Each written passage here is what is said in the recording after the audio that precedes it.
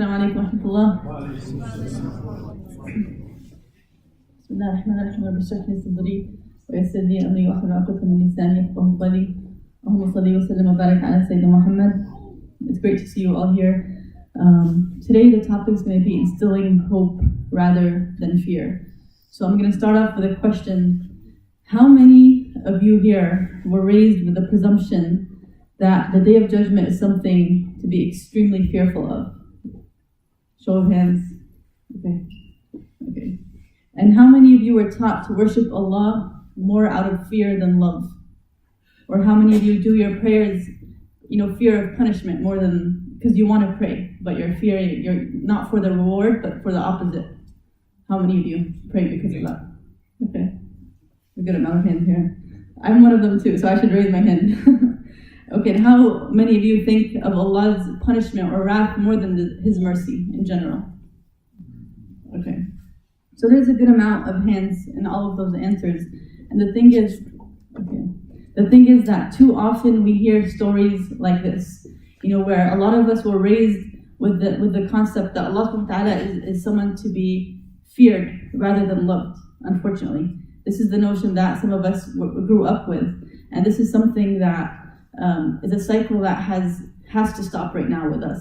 And it will stop once we research the Quran and once we actually know our deen and know who Allah subhanahu wa ta'ala truly is. So basically when I was growing up, to tell you a personal story, I always was fearful of Allah ta'ala. I used to pray out of fear, and the Day of Judgment was something scary. It was even something that would give me anxiety just thinking of because of the way I was raised. And then in school we were taught about Allah's names, the 99 names of Allah subhanahu wa ta'ala.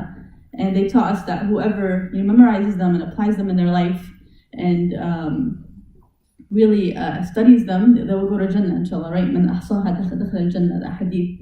And when we were studying the names of Allah, the 99 names, they're all extremely beautiful. He's compassionate, He's generous, He's benevolent, He's the most merciful, He's forgiving. So I felt a disconnect personally between who Allah is and His 99 names and then how I practiced my religion. And I couldn't fathom how to gather them together, how to put them together, how to connect them. Until I started reading the Quran and I started reading about Yawm al-Qiyamah in the Quran. And in the Quran, Yawm al-Qiyamah isn't described as something to be scary for those who believe and do good. And this is what I want to talk about today. Together we can dissect a few verses that I picked out of the Quran that really talk about who Allah is and what the Day of Judgment is. Also, one thing before we go into the ayat is that in general, balance is essential. We hear this in a hadith of the Prophet ﷺ, that balance is always key between your dunya and your deen, between balance in everything, even in work, and in salah, and in fasting. There's balance in everything. And sometimes it's dangerous when you're too fearful. For the kids who are raised with fear, sometimes it becomes debilitating, where you fear Allah so much that you're hopeless. You don't want to do anything anymore. And at the same time, to the other extreme, when you're too hopeful, it's like the other extreme where you're like, Allah's forgiving, I don't have to pray right now, He's going to forgive me. That's too hopeful. We need to merge the two together where it's this perfect balance. Ibn al-Qayyim once said, he's a famous scholar, and he said that the heart's journey to Allah is like a bird. So imagine this bird, the head of it being love of Allah subhanahu wa ta'ala. Imagine this bird flying to Allah with love, and then one wing is hope, and one wing is fear of sinning, or fear of doing wrong. So if you imagine, if you have too much hope, the bird's not going to fly right. And if you have too much fear of your own sins and you're just dragging yourself down, you're not going to fly right. You have to have this balance between that fear and hope, between hoping that Allah's going to forgive you, knowing that He's going to forgive you, knowing that He's the most merciful, and then also trying yourself, fearing yourself from doing wrong, trying not to be in those places where you're going to do wrong, or where you'll disobey Allah subhanahu wa ta'ala. So again, it's this balance between that hope and fear. Salman al-Farisi, a famous companion, he narrates this hadith where the Prophet ﷺ said that Allah has 100 portions of mercy, and one portion has been given to the creation and 99 portions are reserved for the Day of Judgment. And when I heard this hadith, I was astonished because the Day of Judgment, like I said again, was something scary to me. It wasn't something delightful. It wasn't something that I should look forward to. It's something that I should be fearful of. But then when I saw this hadith and I said, just look at the amount of mercy we have in this life alone, right? The rain falling, the mother's love to her child. We see mercy all around us and Allah giving us ease after hardship. There's so much mercy in our life right now. So imagine if everything we're seeing right now is just one portion and the rest is saved for when? For the Day of Judgment. So maybe Day of Judgment isn't so scary for those who do good and try to do their best. And now we'll go into the few verses that I picked out for us today. The first three are going to talk about the Day of Judgment itself. What does Allah want us to know about the Day of Judgment? If you look at the first verse, this is in Surah Ali Imran, verse number 30. Allah subhanahu wa ta'ala says, يوم تجد كل نفس ما عملت من خير محضرة وما عملت من سوء تود لو أن بينها وبينه أمدا بعيدا ويحذركم الله نفسه والله رؤوف بالعباد. On the day when every soul will be confronted with the good it did, and for the wrong it did, it will wish that there be a distance between it and itself. And God is warning you of Himself, and God is compassionate to His servants. So if you imagine this scene in your head right now, Allah subhanahu wa ta'ala is saying that this is the day where every soul, inevitably, okay, and it's like a universal, every single soul ever created will be judged right now. And the good that you did is right there, laid out and open, muhdara. So it's right in front of you. You go and you see it. And that's even a comforting feeling, to know that every single good deed you ever did is laid out open. Even if you picked out a piece of paper from the ground and you put it in the trash, that's going to be right there. Nothing is forsaken. Everything is recorded, and that's out of Allah's mercy. And then it says, وَمَا عَمِلَتْ مِنْ سُوءٍ, for the wrong it did, it's going to wish that there's a distance between you and it. Everybody, every single person created right now will wish that they never did wrong, because it's universal, it's fitrah, it's part of our nature that we don't want to do wrong. And even interesting, when you read this verse with tajweed, you see the distance that you would want between you and the bad deed. بَيْنَهُ وَبَيْنَهُ أَمَدًا بَعِيدًا. Like you can hear it in the sounding even of the word, that you'd want a distance between it and yourself. Even now these days, like if somebody brings you something that's like gross or like you don't want it, you're like, get that away from me. That this is the scene that Allah is showing you with your bad deeds. You're not going to even want to see it. So it's something to be ashamed of. So even in this verse, it's a motivator to not do wrong. It's a motivator to only strive for goodness. And then Allah subhanahu wa ta'ala continues and says, وَيُحَذِّرُكُمُ اللَّهُ نَفْسَهُ, and Allah is warning you of Himself. So this warning could instill that little bit of, fear of doing wrong. Allah, how we talked about that balance. Allah is telling you, be careful almost. What are you doing? Like check yourself almost. It's like this warning. And then immediately after that, Allah says, وَاللَّهُ رَؤُوفٌ بِالْعِبَادِ. What does He say? He's the most compassionate to His servants. And sometimes, when you think of Yawm al-Qiyamah, again, like in your upbringing, because we talked about this whole fear thing, can you imagine that this verse talked about you being reckoned, right, and you being accounted for, and then Allah using what name at the end? What does He call Himself? He's Ra'uf. And when you look up what Ra'uf means, Ra'uf is the ultimate mercy. It's the highest level of mercy. That's what Ra'fa is. And even Allah subhanahu wa ta'ala in the Quran describes the Prophet as having Ra'fa. And how did the Prophet ﷺ, how was he with his companions? We all know that he was extremely merciful and kind and generous. So Allah is describing Himself as Ra'uf. He is Ar-Ra'uf in this verse. So you see a scene of Yawm al-Qiyamah, of being reckoned. And then what do you see Allah calling Himself? The most compassionate. So how comforting is that? And how often do we hear that from our parents?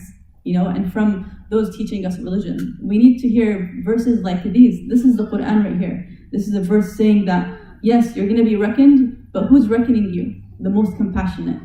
How comforting is this verse? And then going on to the second verse. One question. Yeah. I didn't hear which surah that was. Oh, sorry. This is Surah number 3, Surah Ali Imran, verse number 30. Thank you. And then another scene of Yawm al-Qiyamah in the Quran is in Surah Maryam. And these verses are verses 93 to 96 in Surah Maryam. Allah says, إِن كُلُّ مَنْ فِي السَّمَاوَاتِ وَالْأَرْضِ إِلَّا آتِ الرَّحْمَنِ عَبْدًا لَقَدْ أَحْصَاهُمْ وَعَدَّهُمْ عَدًّا وَكُلُّهُمْ آتِيهِ يَوْمَ الْقِيَامَةِ فَرْدًا. There isn't a single being in the heavens nor on the earth except that it must come as a servant to the compassionate.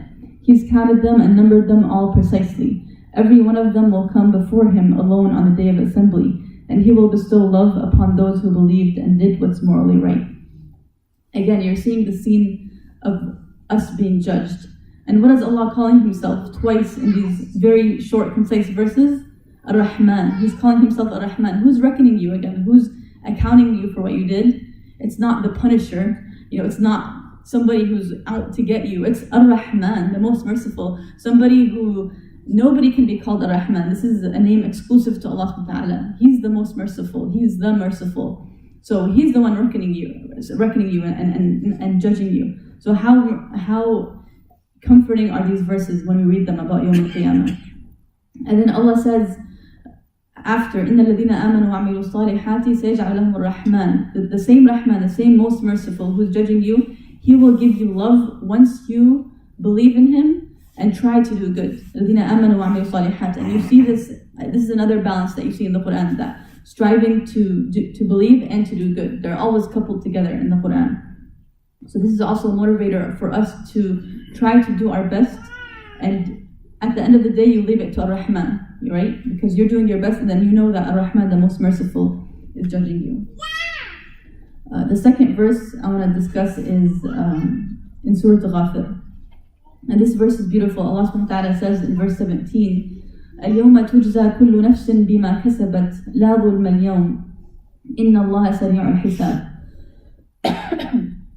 The day every soul will be paid back for what it earned, and there will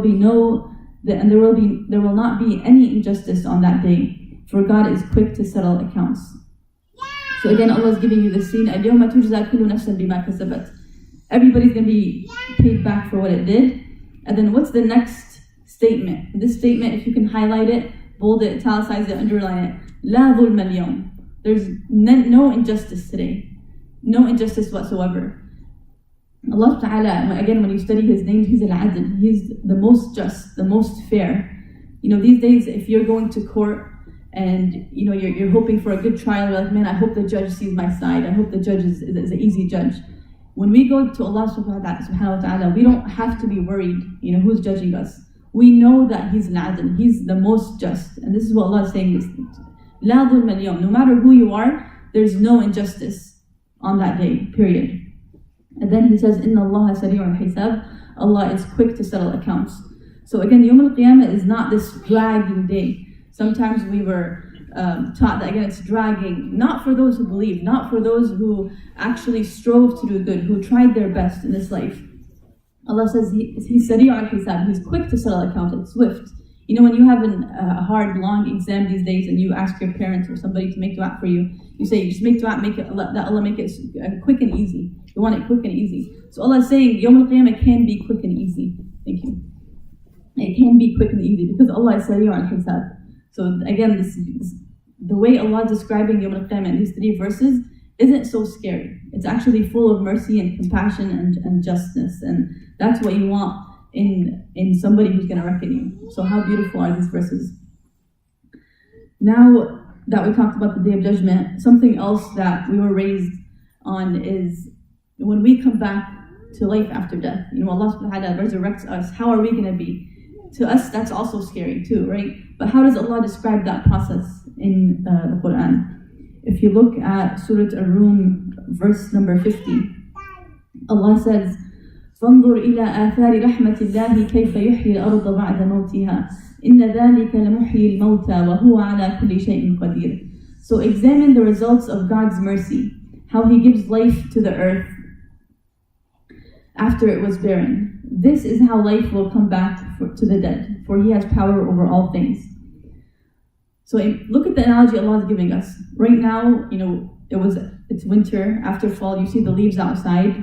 They look almost naked. They look lifeless. All the leaves are, the trees have no more leaves anymore, right? They almost look lifeless and naked. But fast forward 2 months in the spring and the summer, they're going to be full of life. They're going to be blossoming and blooming. So Allah is saying, look at that. Look at that process of this land or this tree that was, almost lifeless, and now it's full of life. Allah is saying, this is how He's going to bring us back to life. Whoever thinks of the spring being something to be scary? Nobody thinks of spring being scary. It's actually something beautiful. People look forward to spring because this is when the leaves blossom and the flowers blossom and bloom.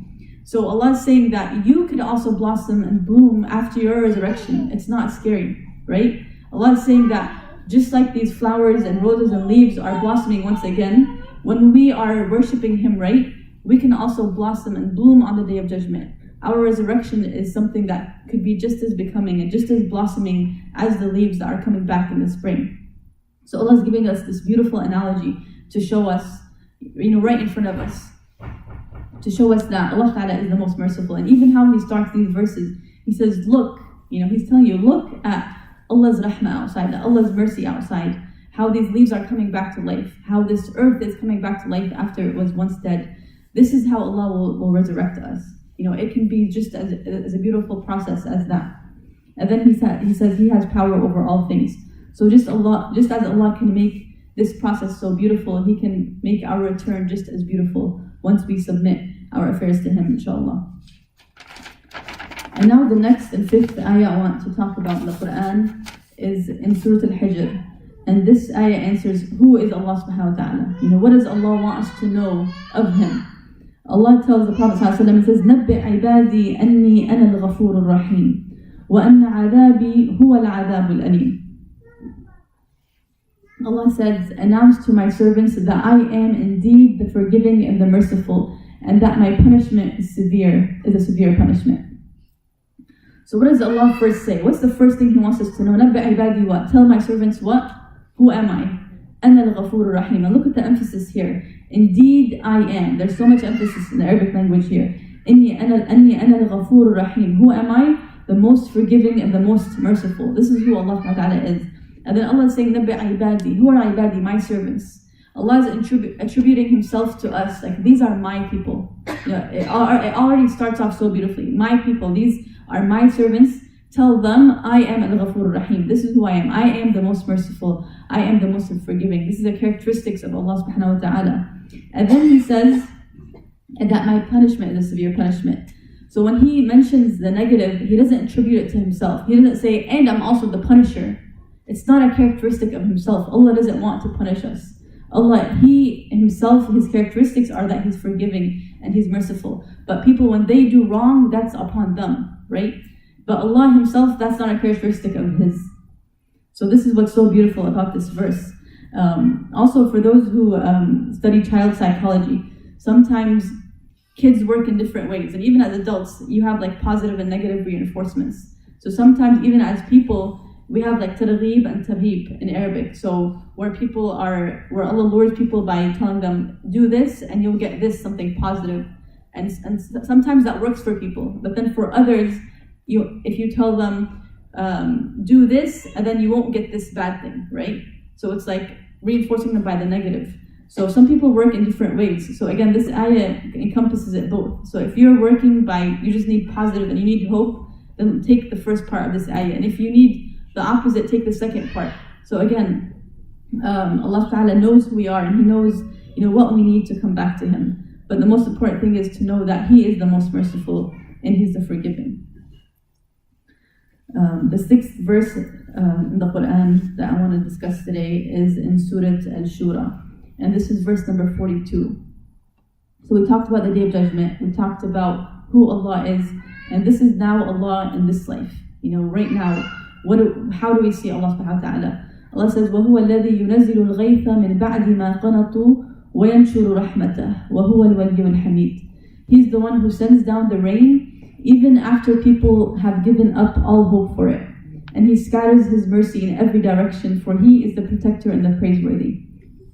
So Allah is saying that when somebody has lost all hope for something, that's when Allah will give them, what they wanted.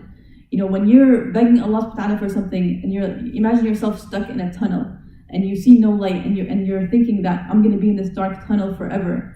And you're begging Allah Ta'ala for help, and you're almost gonna give up. You're like, man, I'm stuck here forever. And then suddenly, out of nowhere, there's like a glimpse of light. Allah says, you're almost gonna give up, and then you see a glimpse of light, and then Allah says, وَيَنْشُرُ رَحْمَتَهُ, right after, and He's gonna scatter His mercy far and wide. And even in the Arabic word yanshuru is something where it's like literally scattering all around you. You see it all around you. And this verse reminds me of one time 2 months ago. I was on the plane, and there was a lot of turbulence. It was a cloudy day, thunderstorms. It was like 7 a.m. in the morning. The sun had already risen, but we didn't even know it rose because it was so dark in the plane. Like we were stuck in clouds. There was a lot of turbulence. It was a scary moment, and in that moment, I was like, I forgot about the sun. I even forgot the sun existed. You know, when you're just in the moment and you're just in the dark, and then suddenly the pilot shifts to the left, and you see a little bit of light. There's like a glimpse of light for 5 seconds coming into the window, and I was like, I got scared. I got shocked. I was like, whoa, wait, there's light. Oh my gosh, the sun is here. And then we get back into the clouds, and it was like, where did the sun go? And then suddenly the pilot goes up a little bit, and there's sun all around the plane. Every window is just beaming with sunlight. And that's what this verse, this is what this verse reminds me of. Allah is saying, وَيَنْشُرُ رَحْمَتَهُ. It's all over, it's scattered. And sometimes when you're in this dark place, and you're almost giving up, but you're not giving up on Allah subhanahu wa ta'ala, He then will show you وَيَنْشُرُ رَحْمَتَهُ. You'll feel it yourself. And what's interesting is that when you're in a place of ease, sometimes you forget Allah. And one of the companions said that a hardship that brings you closer to Allah is better than a blessing that takes you away from Allah. How many people do you know that their life is going perfectly and they're begging for Allah for something? If your life is going perfectly, seldom do you ever go and beg Allah for something because you already have everything. But when you're in an extremely hard place, that's when you're bowing down your head on the floor every night and you're in dire need of something and you're begging Allah for help. So this is something that teaches us that we shouldn't give up on Allah subhanahu wa ta'ala. Keep trying, and Allah's rahmah is going to come. Allah is saying that He will scatter His mercy far and wide in every direction. And then look how He ends the verse. Again, Allah has 99 names, and if we study them and look at the placement of them, Allah didn't just randomly put His names in random verses in the Quran. Each one is so extremely precise and appropriate. So here He ends this verse after this concept. He says that He's al-wali. And wali in Arabic is somebody to be fully relied on. This is your protector, right? So Allah is saying, I am the wali, I am the protector, the one to be relied on. So don't worry, you're in good hands. And then also al-hamid, the praiseworthy. So just like when you're in a hard spot and you're like, man, it's impossible to get out of here. There's no way out. And then suddenly you're out, right away, what do you say? Alhamdulillah, thank you, Allah. And this is why Allah is saying He is al-hamid. He's the one to be thanked, to be out of that place of darkness where you were. And then finally, the last verse I want to talk about today is actually a verse that, subhanAllah, coincidentally Imam Yahya read today in Surah Al-Isha, for those who are here. And this is an extremely hopeful verse. I was watching a talk show, and there was a famous scholar on there, and the host asked him, he told him, Imam, what is the most hopeful verse in the Quran? Ma hiya arja ayah? And he says this ayah in Surah Al-Zumar, verse number 53, Allah subhanahu wa ta'ala says, قُلْ يَا عِبَادِيَ الَّذِينَ أَسْرَفُوا عَلَىٰ أَنفُسِهِمْ لَا تَقْنَطُوا مِنْ رَحْمَةِ اللَّهِ إِنَّ اللَّهَ يَغْفِرُ الذُّنُوبَ جَمِيعًا إِنَّهُ هُوَ الْغَفُورُ الرَّحِيمُ. Say, all my servants who have acted excessively against their own souls, don't lose hope of God's mercy, for God can forgive all sins. He truly is the forgiving and the merciful. This verse is worded absolutely beautifully. First, Allah is saying, Ya ibadi, again, calling, oh my servants. He's like almost like hugging us, calling us in, like, Ya ibadi, you're mine, just pay attention. And then how is He addressing you? What's our characteristic, His servants? الَّذِينَ أَسْرَفُوا عَلَىٰ أَنفُسِهِمْ. He doesn't say those who are perfect, who have done no wrong. He doesn't say that. He's saying, أَسْرَفُوا عَلَىٰ أَنفُسِهِمْ. They've actually acted excessively against their own souls. They've sinned so much that they've wronged themselves excessively. That's what He's saying. So Allah is not attributing Himself to the slaves who are perfect. He's attributing Himself to the slaves who have done wrong, because He knows us. We're going to do wrong, but He's still attributing Himself to us. Because He's saying, even if you do wrong, come back to me. Ya ibadina asrafu ala anfusihim, come back to me. And then He says, what's the takeaway? What does He want us to know? La taqnatu min rahmatillah. If you're going to take away one thing, don't despair of Allah's mercy. He doesn't say get back up on your feet and keep working and try to be perfect. He just says don't give up. Just don't give up. لا تقنطوا من رحمة الله. From what? From Allah's mercy. Again, like all these verses, Allah's reminding us of His mercy. لا تقنطوا من رحمة الله. And then what's the next statement? إن الله يغفر الذنوب جميعا. Allah forgives all sins. And when the scholar I was talking about was saying this verse, the host stopped him and he says, wait, what if a person had committed zina, adultery? He said, إن الله يغفر الذنوب جميعا. He said, he repeated the ayah, Allah forgives all sins. And then he stopped and he said, what if this person was, terrible to his parents? He said, إن الله يغفر الذنوب جميعا. Allah forgives all sins. And he kept going. He said, what if this person lied and steal? He's like, إن الله يغفر الذنوب جميعا. He kept repeating, Allah forgives all sins. So again, this verse is so incredibly inclusive. No matter where you are in your life, this verse can apply to you. And then look at the end, إنه هو. Again, more emphasis. Verily, indeed. إنه هو. Verily, indeed. He is truly the forgiving and the merciful. Al-Ghafur Rahim. These verses, every time I read them, like wow, like this is the Quran we needed growing up. This is the ayat that we need to teach our kids. This is the true Islam. When you look at the verses that we just talked about right now, what is the common thread between them? What's the common ground? Mercy. You see Allah's mercy far and wide in all these verses. And these are just 7 verses I randomly picked out that I love them. They really touch me. But I'm sure every one of you can go and pick out hundreds of verses that talk about Yawm al-Qiyamah and encompass Allah's mercy, Allah's forgiveness. You don't see His wrath. Because when you try to do your best, Allah subhanahu wa ta'ala, picks you back up and He tells you, keep going, keep going. So it's incumbent on us to help the next generation fall in love with Allah subhanahu wa ta'ala, and fall in love with Him, and not just memorize His names, but know them and apply them in their lives and see how Allah's names are in their life right now. And also, we shouldn't be those who have so much fear that it debilitates them. Because Islam isn't debilitating, it's uplifting. And you see that in these verses so clearly.